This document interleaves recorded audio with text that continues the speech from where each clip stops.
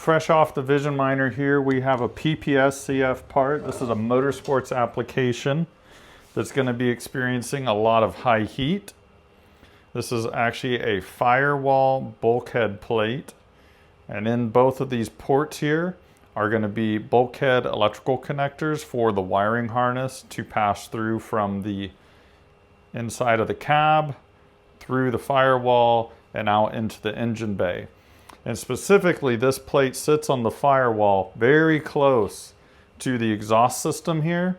So that's why we opted for a material that has a heat deflection temperature of 252 degrees Celsius and is also flame retardant. So with the part off the build plate now, I can show you how these interface. So these connectors will pass through and mount to our PPS-CF plate. And this will be bolted to the firewall of the car as our pass-through bulkhead.